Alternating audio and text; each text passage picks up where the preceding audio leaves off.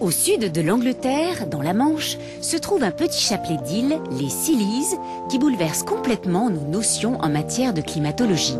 Ces landes tondues par les vents marins expriment une rudesse, un romantisme à faire se damner les peintres du temps de Byron. Comment imaginer qu'elles abritent un territoire où poussent des palmiers et des plantes subtropicales? Plus qu'une énigme, ce jardin de Tresco est un miracle. C'est ici que le jardin a commencé. Imaginez qu'en 1834, il n'y avait aucune plante sur l'île. Juste derrière moi, ces ruines sont construites entre le XIIe et le XVe siècle. Après cela, durant 3 siècles, plus rien ne se passe. En 1834, un homme appelé Augustus Smith vient ici et loue toutes les îles Scillies.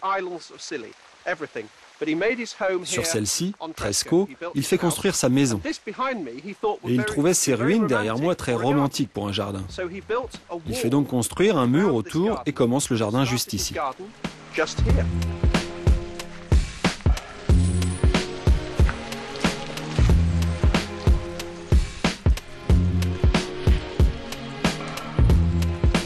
Lorsqu'il commence son jardin autour d'ici, il essaye de lui donner un aspect paysager. Vous voyez ces rochers, l'île en est pleine. Il était possible de les utiliser.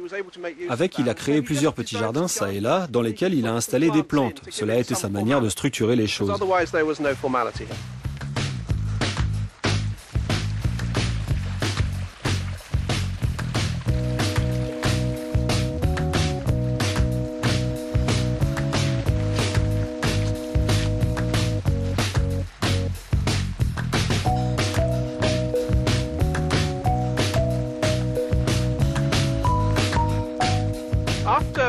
Après qu'Augustus Smith soit mort, son neveu reprend la charge de propriétaire de l'île et continue d'y introduire des plantes.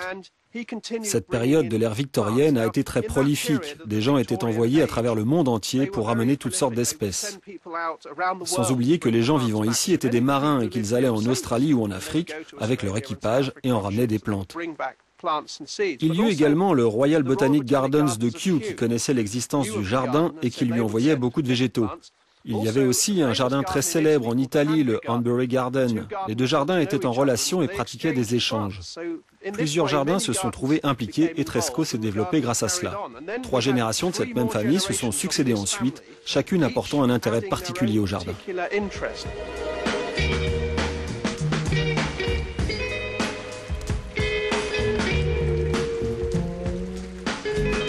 Cette collection nous offre de très belles surprises.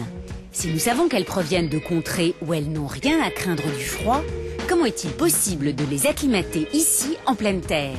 Certains miracles ont leur explication. Le jardin est assis sur la pente sud d'une colline face à la mer. Il y a donc du soleil toute la journée. Nous sommes aussi sur l'océan, sur le passage du Gulf Stream, ce courant qui traverse l'océan Atlantique, ce qui veut dire qu'il ne fait pas très froid en hiver. Ainsi, la température va de 10 à 25 degrés. Nous avons l'humidité de la mer et il y a bien sûr quelque chose de très particulier ici. C'est très venté. Au sommet de la colline, on peut voir de grands arbres de Californie qui ont été plantés pour protéger le jardin du nord et de l'ouest. Lorsque vous entrez ici, le haut du jardin reste un peu venté mais très ensoleillé et avec un sol pauvre.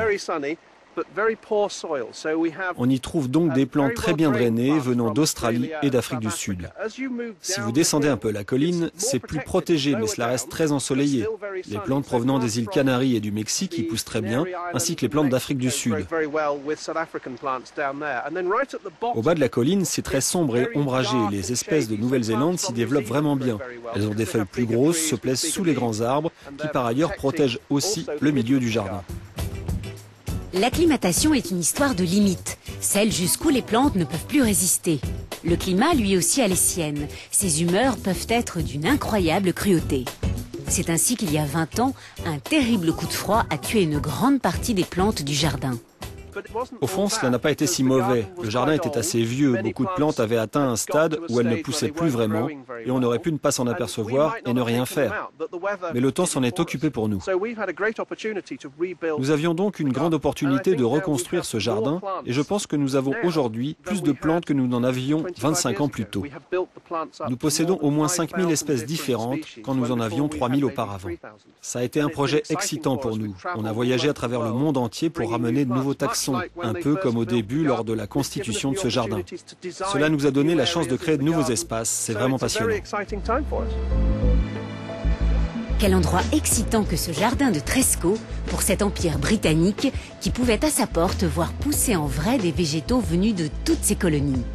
Quelle folie de composer ces paysages improbables en mélangeant des plantes qui ne cessent de nous surprendre.